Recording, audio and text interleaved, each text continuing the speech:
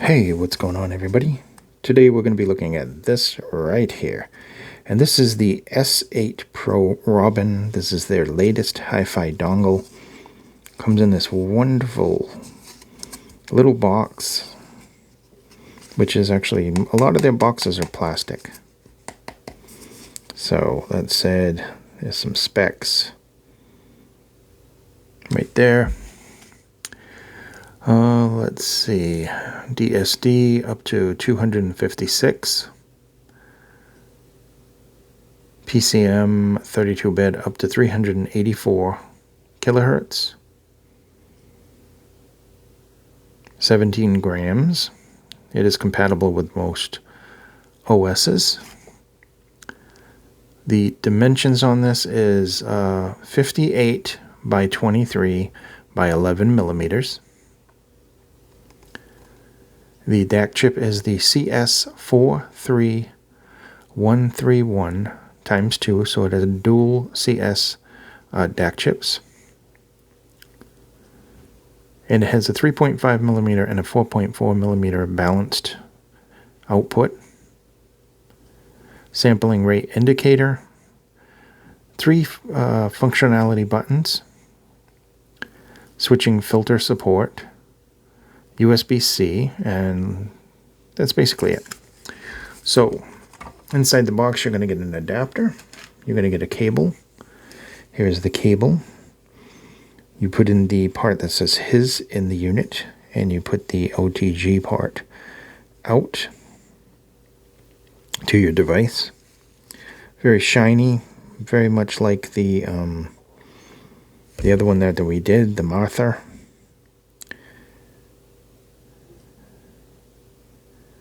Here's your buttons, your volume, and this. Looks like a dial, but it's not a dial, I don't think. No, it's just a button. And this will play and pause, and this will do the volume, and then you can hold these down to do different filters and stuff like that. This lights up, just like on the other one. Let me pull out my little DAC drawer here. And just so that you can see the difference. These are both fingerprint magnets. Here is your Robin. Kind of this cool shape with these little things. Here is your Martha.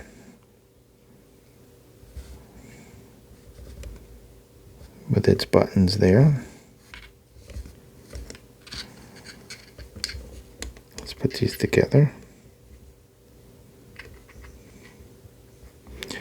So it is slightly narrower than this one, and just mildly taller, but not by much, by like maybe a millimeter or something like that. Both of these are really, really good.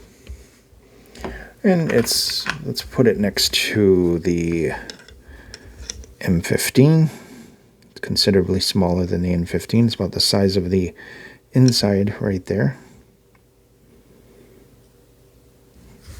And what else? We'll put it next to, just to make it look even smaller, we'll put it next to the iFi Kensi, which is right here. So it is considerably smaller than that. And my lights are constantly going on and off right now. Trying to do this in the middle of a storm is horrible. So okay, I will put the Martha back and we'll concentrate on this.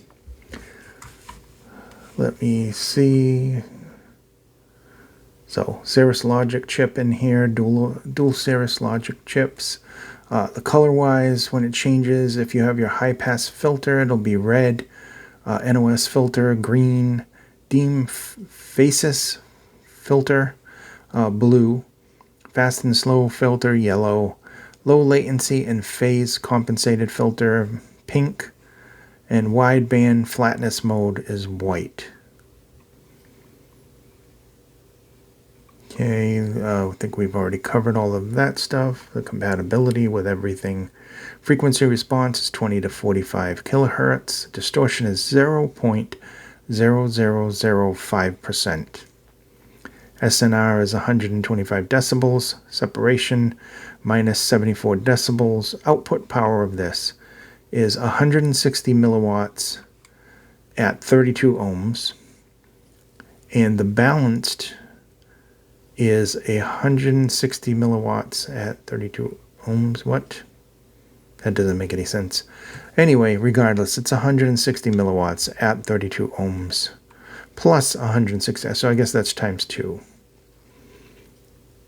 Oh, let's see. Here it goes. This is actually, that was wrong. Okay. I copied that directly off the website. So it's 80 milliwatts plus 80 milliwatts at 32 ohms with the 3.5 single-ended. It is 160 milliwatts by 160 milliwatts at 32 ohms with the 4.4 balanced.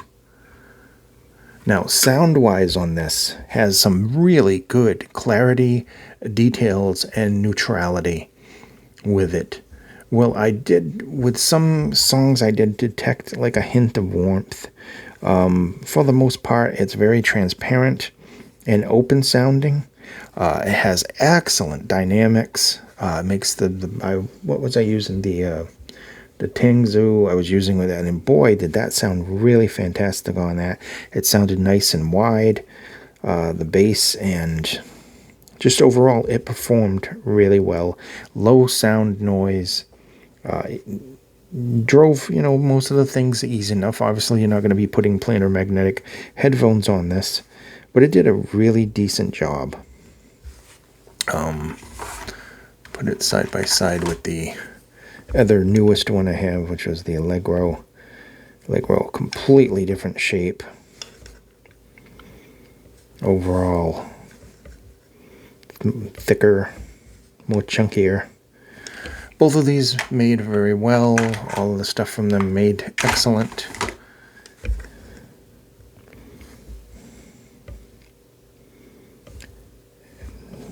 And I would definitely recommend this. I forget what the price is on this one, but it comes in under the Martha.